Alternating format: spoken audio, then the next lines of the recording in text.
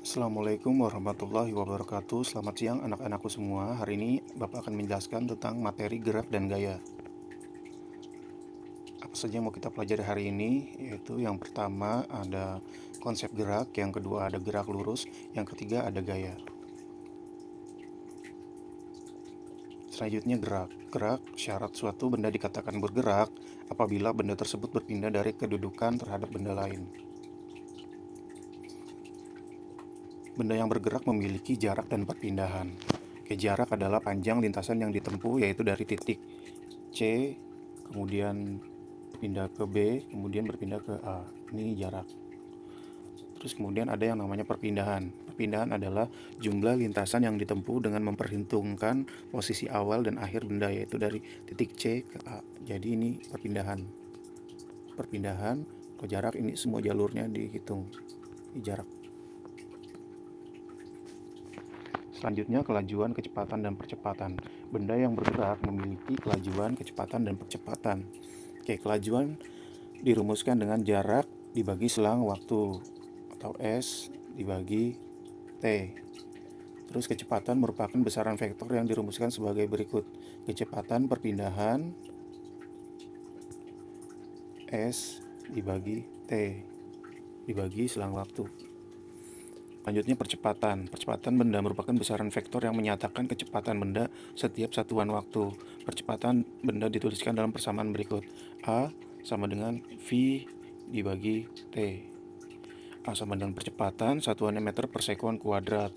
Kecepatan meter per sekon, waktu sekon. Kalau percepatan ingat ya, satuannya meter per sekon kuadrat, ada kuadratnya di situ. Selanjutnya di sini ada contoh soal. Kayak di sini ada seseorang sedang menaiki gunung. Diketahui jarak tempuhnya, yaitu S-nya di sini sama dengan 20 meter. Kemudian di sini waktunya sama dengan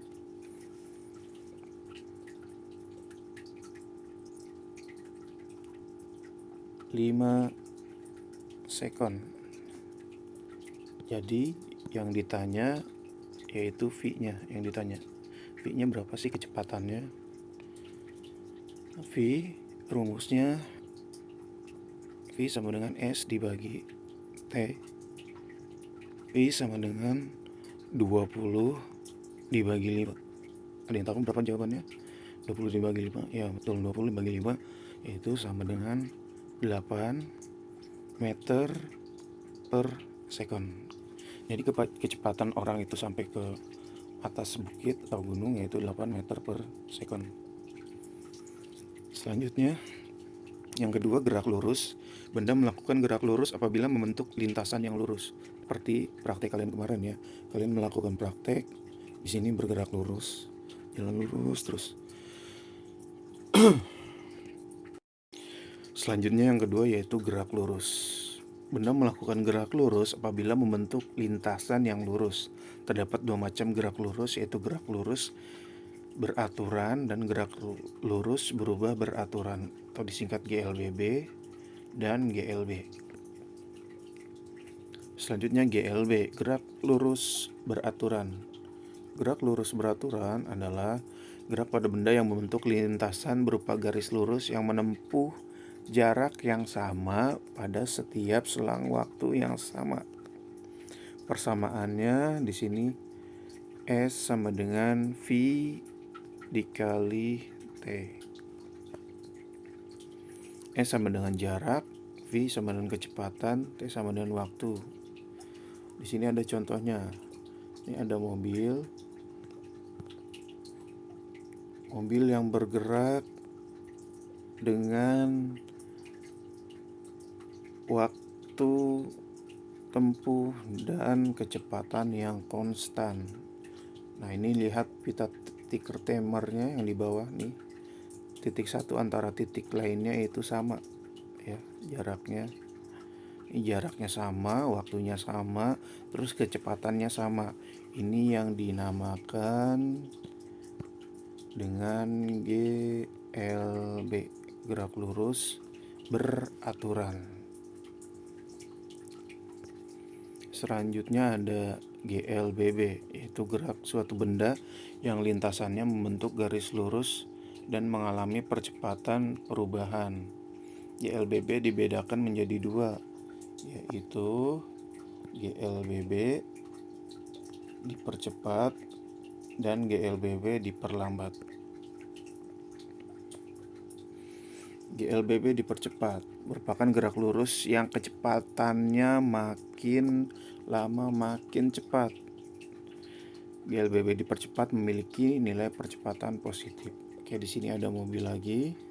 Kita perhatikan mobilnya. Di sini mobilnya yang tadinya diam, terus lama-kelamaan dia itu akan berjalan setelah ditarik gas. Oke, di sini perhatikan pita tiker timernya. Di sini pitanya yang tadinya jauh, lama-kelamaan akan mendekat, dekat, dan semakin dekat. Ini menunjukkan bahwa yang tadinya mobil ini diam, karena telah dihidupkan dan digas, tarik gas, lama-kelamaan mobil itu akan bergerak. Ini sesuai konsepnya, yaitu kecepatannya makin lama makin cepat. Kecepatannya makin lama makin cepat. Selanjutnya GLBB diperlambat, merupakan benda yang bergerak kecepatannya makin lama makin berkurang. Pada GLBB diperlambat, nilai percepatannya negatif. Dikebalikan dari GLBB dipercepat. Oke, di sini ada mobil. Ada mobil lagi. Mobil yang tadinya bergerak, lama-kelamaan dia itu akan berhenti atau diam setelah direm. Oke, ini kita perhatikan pita tiker timernya di bawah. Sini titik-titik satu antara titik lainnya yang tadinya dekat, menjauh, dan semakin menjauh. Oke, ini yang tadinya bergerak mobilnya atau berjalan akan menjadi diam.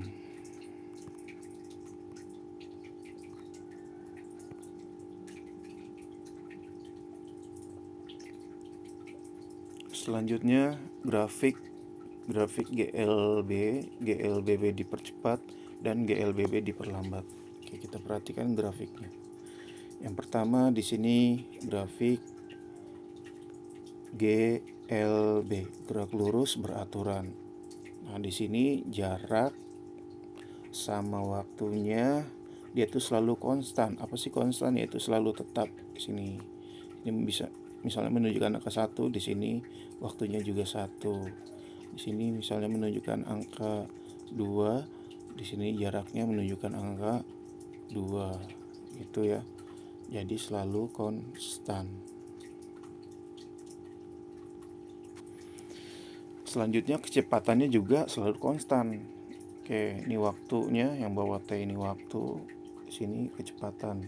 Kecepatannya selalu konstan, selalu lurus gitu ya. Di sini 1, 2, 3, 4. Setiap 1 detik dia menempuh kecepatan 1. Setiap 2 detik menempuh kecepatan 1. Setiap 3 detik menempuh kecepatan ke-4 di sini. Jadi kecepatannya masing-masing di sini perbandingannya 1 meter per sekon. 1 ke 2 yaitu 1, 2 ke 3 yaitu 1, 3 ke 4 yaitu 1. Jadi kecepatannya tetap 1 meter per sekon.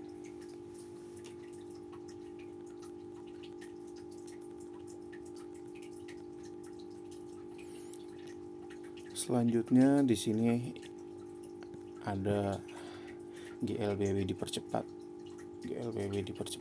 Yaitu di sini ada waktu dan kecepatannya. Semakin tinggi, di sini semakin tinggi kecepatannya, maka waktu tempuhnya juga akan semakin meningkat.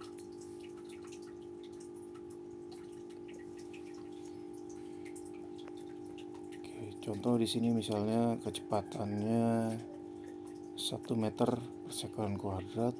Sini waktunya 1 meter per sekon kuadrat. Ini terus dia naik, arah grafiknya selalu naik.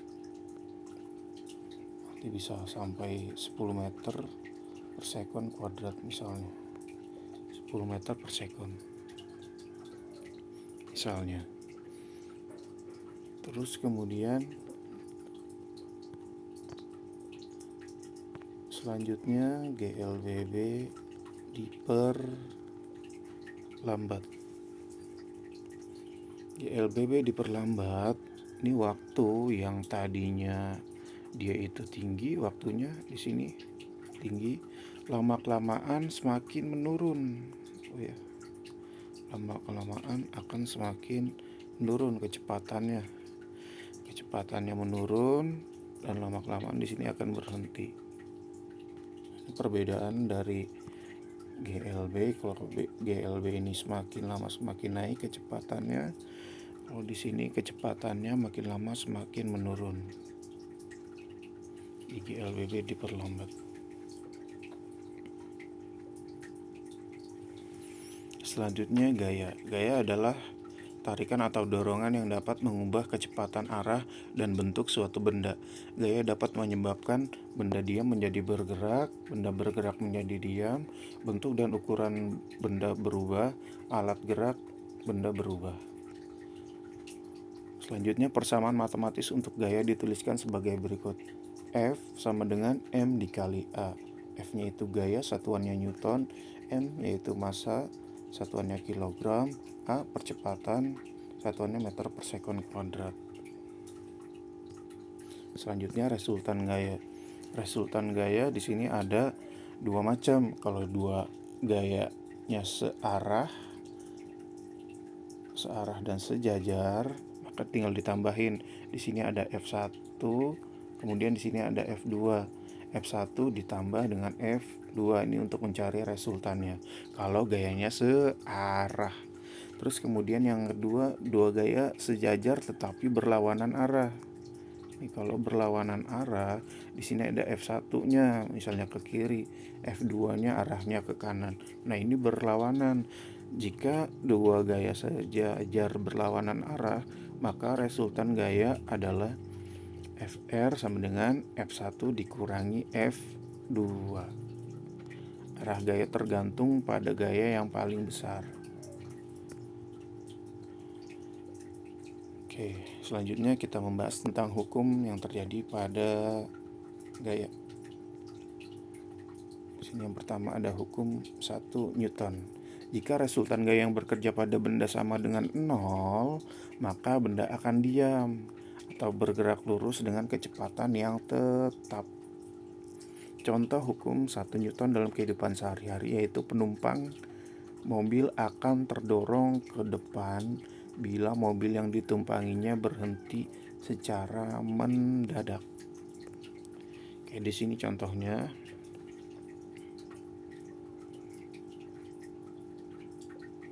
Selanjutnya hukum Newton. Hukum 2 Newton. Hukum 2 Newton, percepatan yang dialami benda berbanding lurus dengan gaya yang bekerja pada benda tersebut dan berbanding terbalik dengan massa benda. Secara matematis ditulis dengan A sama dengan sigma F dibagi M. A-nya itu percepatan benda, F-nya resultan gaya, M yaitu massa. Contoh hukum Newton dalam kehidupan sehari-hari adalah mobil yang mula-mula bergerak kemudian direm sehingga berhenti. Selanjutnya yang terakhir yaitu hukum 3 Newton. Menyatakan jika benda pertama mengerjakan gaya pada benda kedua akan mengerjakan gaya pada benda pertama yang besarnya sama, tetapi arahnya berlawanan. Hukum 3 Newton sering disebut hukum aksi-reaksi. Contohnya, saat tangan kita menekan meja dengan gaya F, meja akan mengerjakan gaya ke tangan sebesar F negatif. Di sini negatif ini menunjukkan bahwa ada perlawanan yang dilakukan oleh meja agar dia tidak terdorong oleh tangan kita. Demikianlah pembahasan kita pada hari ini. Kurang lebihnya mohon maaf. Wassalamualaikum warahmatullahi wabarakatuh.